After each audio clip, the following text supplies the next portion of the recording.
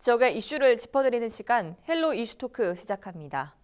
21대 국회의원 선거가 코앞으로 다가왔습니다. 선거구별 현안과 후보자 공약들 알아보고 총선 이슈까지 짚어봅니다. 이 시간 이슈토크에서는 대구 동구 갑을 그리고 수성 갑을 현안은 무엇이 있는지 전반적으로 살펴보겠습니다. 기화서 경안신학대학원대학교 커뮤니티 정책학과 교수 그리고 조정훈 오마이뉴스 기자와 함께합니다. 두 분 어서 오세요. 네, 안녕하십니까. 네, 안녕하십니까. 먼저 동구 갑 상황부터 볼까요? 아무래도 공항 이전 사업이 최대 현안일 것 같죠? 그렇죠. 동구 갑은 그 대구 공항과 그리고 현재 동대구역 플러스해서 이 버스 환승 터미널이 만들어져 있는 곳이죠. 네. 굉장히 대구에서는 뭐 교통에 있어서는 굉장히 중요한 곳이죠. 이 부분에 있어서 우리가 뭐 익히 알고 있다시피 대구 공항이 이제 의성과 군이 경계 지역으로 오는 것으로 이제 그 연말 확정이 됐죠. 그러니까 이제 이 지역의 핵심은 공항 이전 사업이 예정대로 무리 없이 차질이 되도록끔 하는 것이 어느 후보든 굉장히 중요한 사항이고, 또 동시에 이전이 되고 난 그 후적지를 어떻게 개발할 것이냐가 공통의 관심사죠. 네. 그런 측면에서 더불어민주당의 서재훈 후보가 이제 출마가 되었는데, 이 서재훈 후보는 지금 대구의 도시철도 이 4호선이라고 명명을 해야 되는데 엑스코선이라고 있습니다. 네. 지금 곧 아마 사업이 시작되는데, 대구의 동구의 이시아폴리스에서 엑스코를 거쳐서 이제 대구 수성구까지 이어지는 이 일종의 트램 같은 걸로 이제 만드는 건데, 이 엑스코선을 바로 대구공항 인접까지 연장을 하겠다라고 하는 공약을 지금 내세웠어요. 뭐 쉬울지 어떨지는 모르겠습니다만. 그리고 미래통합당에서 류성걸 후보는 이 대구공항이 이전되고 나면 그 빈자리를 이 4차 산업과 문화와 생태가 어우러지는 또 다른 신도시를 만들겠다라고 이제 공약을 해놓고 있죠. 그리고 정의당의 양희 후보는 이분은 좀 방향이 달라요.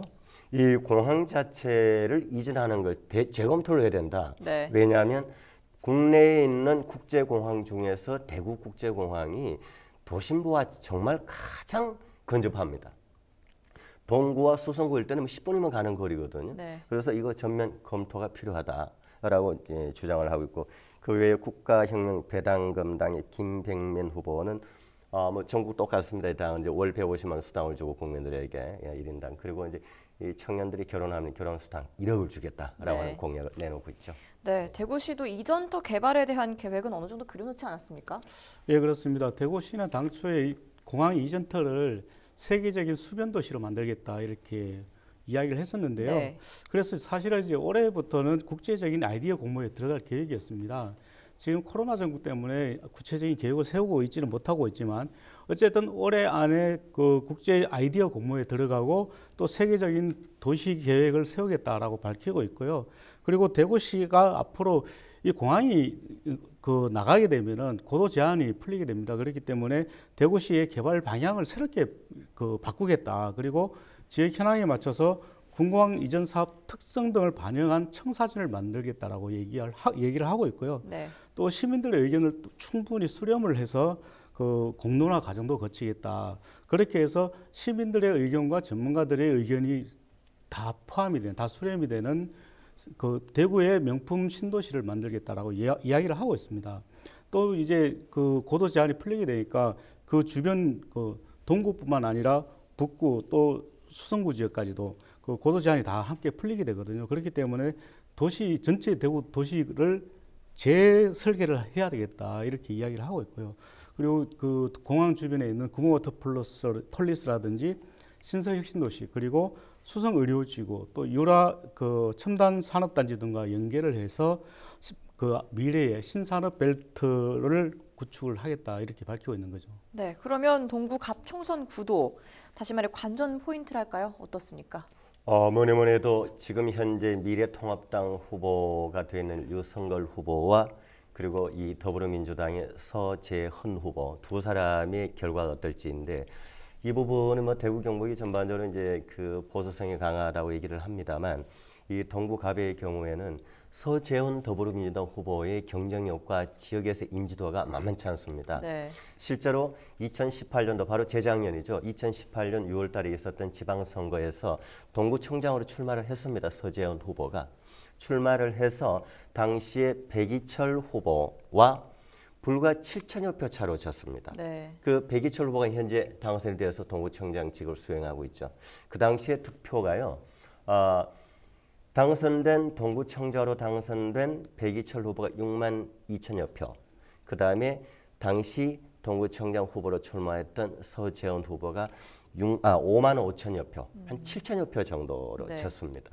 그만큼 득표력이 상당히 있는 지역에서는 또 꾸준히 활동을 해왔는 분이기 때문에 유성걸 후보와 서재원 후보 두 사람 간의 경쟁, 뚜껑을 좀 열어봐야 될 관전 포인트입니다. 네, 이번에는 동구을로 넘어가 보죠. 동구을 지역 선거구도 먼저 알려주시죠. 예, 동구을 지역은 아무래도 그 많은 분들이 아실 거예요. 유승민 의원이 사선 지역구였지 않습니까? 네.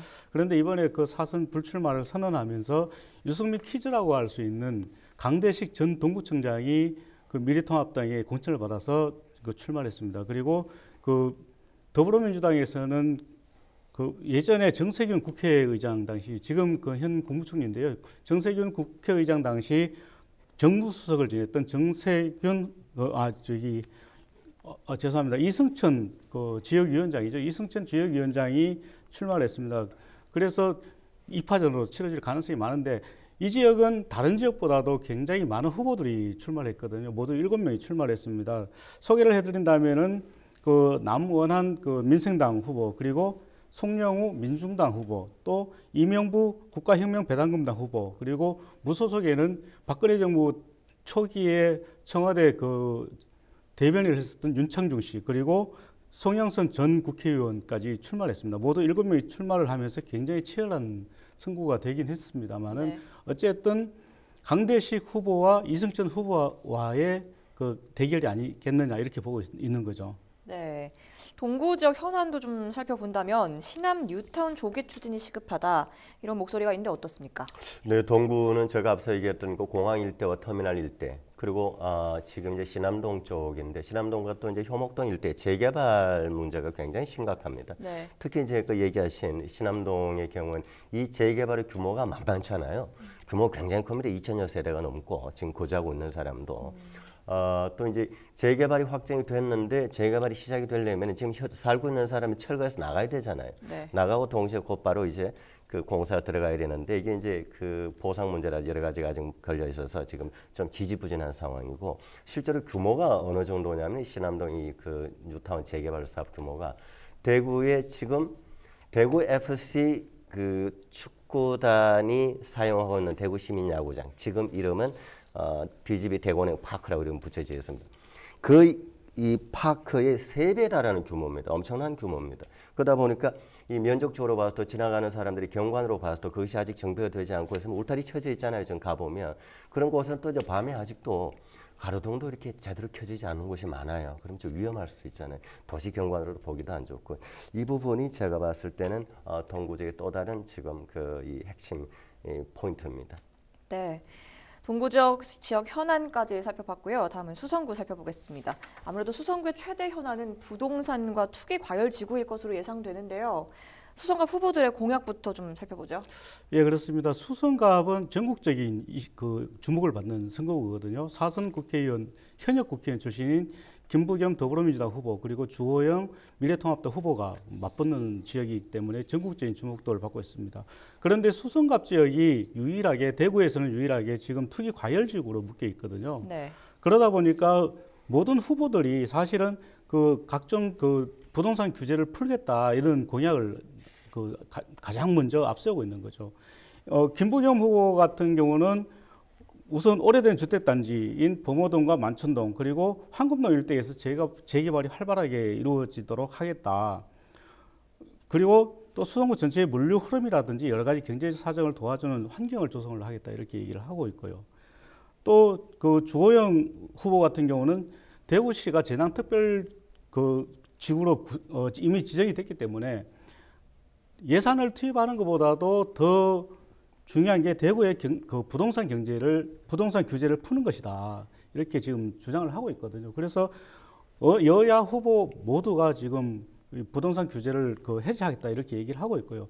또 여기에 친박신당으로 나온 곽성문 후보가 있습니다. 곽성문 후보 같은 경우도 수성구 지역을 좀 문화나 의료 연구단지로 만들겠다. 그리고 예산을 투입을 하고 관련 법규를 만들어내서 특별법을 만들어서 지원을 하는데 최선을 다하겠다 이렇게 얘기를 하고 있습니다. 그리고 이제 주목도가 좀 떨어지긴 하지만 박청정이라고 국가혁명배당금당 후보가 있습니다. 이 국가혁명배당금당은 전국적으로 공통 공약을 좀 많이 내세우고 있더라고요. 그래서 결혼을 할 때에는 모든 국민들에게 결혼을 할 때는 1억 원씩을 주겠다. 그리고 내 집 마련을 하는 데는 비용을 2억 원씩을 주겠다. 이렇게 얘기를 하고 있고요. 그리고 특히 지금 코로나19로 특별재난지역으로 지정이 되고 하기 때문에 모든 국민들에게 1인당 150만 원씩을 줘야 된다. 이렇게 또 주장을 하고 있습니다. 네, 수성갑 역시 주목받는 선거구 중 한 곳이거든요. 관전 포인트 짚어주시죠. 네, 수성갑 대구 경북 지역만이 아니고 좀 전국적으로도 좀 초미의 관심사 지역이죠. 이 지역은 현재 수성갑 지역의 더불어민주당이 김부겸 의원이 현직 의원으로 있죠. 지난 20대 총선에서 굉장히 어렵게 무려 이제 3수 만에 당선됐다고 얘기를 합니다. 김부겸 의원이 그 전부터 대구에 와서 국회의원을 한 번 더 출마를 했고 이 지역에 그다음 또 대구시장에 한 번 도전했다가 이제 세 번째 만에 지난 20대 때 수성갑에 이제 민주당으로서는 이 지역이 최초로 국회의원이 됐죠. 이런 상황에 여기에 걸맞는 이제 4선이잖아요. 전부 지금 이미. 그러니까 여기에 걸맞는 이제 인물을 미래한국당에서는 바로 옆에 수성을에 원래 거기서 원래 4선을 했던 주호영 의원을 이제 지금 경합을 붙여놓은 상황이죠. 그러니까 이제 누가 될까? 그러면 더불어민주당에서는 수성을 해야 되는 것이고 지켜야 되는 것이고 또 미래통합당 입장에서는 이걸 이제 탈환을 해야 되는 입장이죠. 이제 이 지역을. 근데 이 지역이 원래는 사실은 보수 지역인 지역이었습니다. 2016년도에도 그 당시 한나라당 김만재 포스코 회장도 했던 분이죠. 국회의원을 한 번 했고 그 다음에는 17대, 18대, 19대 3선을 내리 연속으로 이한구라고 하는 분, 지난번 20대 지금의 미래통합당 전신 새누리당이었죠. 공천관리위원장 맡아서 문제가 아주 많았고 말이 많았던 이한구 의원이 내리 3선을 했던 곳입니다. 계속 어쨌든 보수적인 곳이었는데 지난 20대 때 더불어민주당 김부겸 의원이 이 개인적 인지도, 개인적 노력 그리고 개인기 일단 상당한 개인적인 플러스를 해서 당선을 했죠. 그러다 보니까 지금 이 지역은 최종적으로 이렇게 되는 거죠. 이제 일전에 민주당 김부겸 의원이 이 지역에 한 번 더 당선되는 플러스 해서 나도 이제 대권 주자로 나가겠다. 네. 대권 선언을 했습니다. 이런 상황이다 보니까 수성갑 주민들이 차기 대권감으로서 이 김부겸 의원을 한 번 더 밀어줄 것이냐 아니면 원래 보수적이었던 터파적이기 때문에 미래통합당에서 주호영 의원이 이겨서 탈환할 것이냐 이것이 관전 포인트입니다. 네, 수성갑 못지않게 최대 격전지로 예상되는 곳은 역시 수성을이 아닐까 싶습니다. 총선 유세 전부터 주목을 받아왔고 또 이슈토크에서도 몇 차례 얘기한 적이 있습니다만 최근 수성을 안사 상황은 어떻습니까? 예, 그렇습니다. 수성을 지역은 아무래도 홍준표 전 자유한국당 대표가 양산을에서 공천을 받지 못하자 대구에서 출마하겠다면서 온 곳이 수성을입니다. 그렇기 때문에 사실 수성을 선거구가 이렇게 주목을 받을 줄은 아무도 생각을 못했죠. 홍준표 전 대표 때문에 이렇게 굉장히 주목을 받고 있는데요. 수성을 역시 수성갑만큼이나 그보다 더 굉장히 보수적인 지역입니다. 네. 이제까지 수성을 지역에서 진보 후보가 나와서 상당히 30% 이상 득표를 한 경우는 유시민 노무현 재단 이사장이 예전에 나와서 딱 한 번 30%대 득표를 한 적이 있고요. 그 이후에 이후 모두 보수 후보가 당선이 됐던 지역이거든요. 그래서 지금 이번 선거도 사실은 보수 후보끼리의 치열한 싸움이 되고 있지 않나 이렇게 보여집니다. 그리고 또 수성을 지역은 사실 수성갑 지역보다도 이미 오래된 아파트가 있기 때문에 굉장히 더 많이 낙후가 돼 있거든요. 낙후가 돼 있기 때문에 어쨌든 여야 후보들이 수성갑만큼이나 같은 수성구인데도 수성갑만큼이나 우를 발전시키겠다 이렇게 주장을 많이 하고 있습니다. 그래서 그 여당인 이상식 더불어민주당 후보 같은 경우는 지금 수성갑 지역에 있는 경신고등학교를 수성을로 가져오겠다 이렇게 주장을 하고 있습니다. 수성을 지역으로 가져온 데는 본인이 행정고시 출신이기 때문에 중앙 네트워크를 많이 이용을 하겠다 이렇게 얘기를 하고 있고요. 그리고 또 이인선 그 미래통합당 후보 같은 경우는 대구의 기존 그 산업의 경쟁력을 높이는 데 수성을 지역에서 역할을 하겠다 이렇게 얘기를 하고 있습니다. 그리고 이인선 후보 같은 경우는 수성을을 대구를 도약시키는 발판으로 만들겠다라고 이야기를 하고 있고요.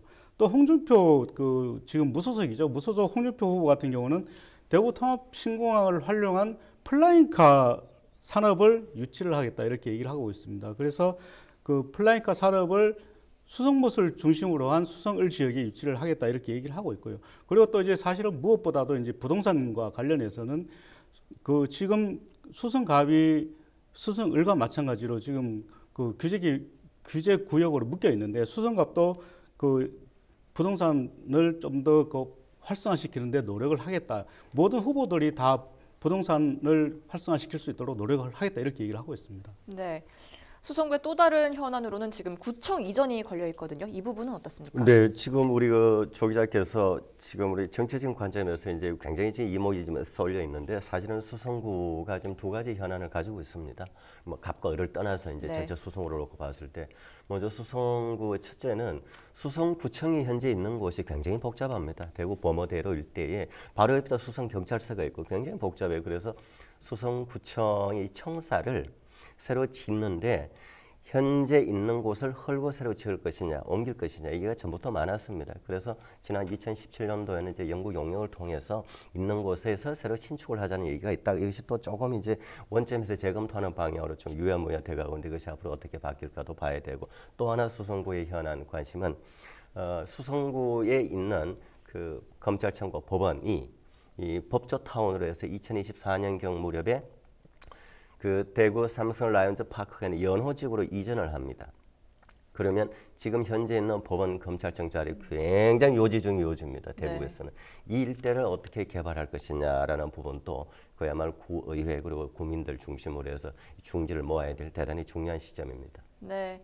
10일과 11일 사전투표 이후에 또 어떻게 변할지 그 어느 때보다 변수가 많은 총선이라 관심을 많이 가져야 할 것 같습니다. 번외로 투표 이야기도 좀 해보죠. 선관위에서 자가격리자 투표에 대한 논의를 계속하고 있는 상황이죠. 예, 그렇습니다. 지금 이제 그 투표 날짜가 지금 다 됐지 않습니까? 사전투표일이 10일 그리고 11일인데 이제 사실 그 코로나19로 인해서 격리돼 있는 분들 같은 경우는 사실 투표하기가 상당히 어렵거든요. 네. 그렇기 때문에 이들의 참여권을 어떻게 보장할 것인가 이걸 지금 중앙선관위가 굉장히 고심을 많이 하고 있는 것 같습니다. 그래서 그 투표를 할 수 있도록 일시적으로 격리 해제 조치를 한다거나 또는 그 자가격리자들을 투표 마감 시간을 앞두고 지금 그 사전 투표는 오후 6시에 마감을 하는데 오후 6시 이후로 별도로 투표하는 방안도 좀 고민을 하고 있다고 이야기를 하고 있습니다. 네, 마지막으로 대구 수성구와 동구의 현안 중 좀 더 주목해봐야 할 것이 있다면 간단하게 덧붙여 이야기해 주시죠. 네, 뭐 수성구, 동구 다 합해서 말이죠. 수성구의 경우에도 예를 들면 그 수성갑의 경우도 갑의 이 언저리 지금 만촌동 이 일대는 주민생활 환경 개선이나 이런 부분도 굉장히 관심을 좀 가져야 됩니다. 지금 이제 이 갑의 수성구 같은 경우는 워낙 이제 전국적 선거로 지금 관심을 받다 보니까 지역 생활 공약, 주민 공약에 대한 굉장히 좀 관심이 멀어져 있는데 이 부분도 저는 집중적으로 관심을 좀 가져줘야 된다고 생각합니다. 네.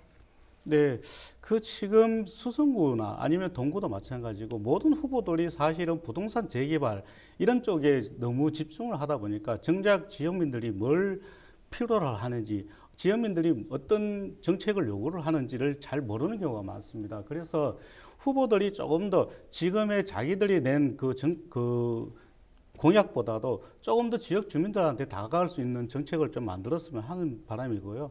또 우리 지역 그 주민들도 후보를 선택을 할 때 당이나 이런 걸 보는 것보다도 우선 그 지역에서 열심히 일할 수 있는 인물을 먼저 보는 게 맞지 않나 이렇게 생각합니다. 네, 이 시간 헬로 이슈토크는 여기까지입니다. 함께해 주신 두 분 말씀 고맙습니다. 네, 고맙습니다. 감사합니다.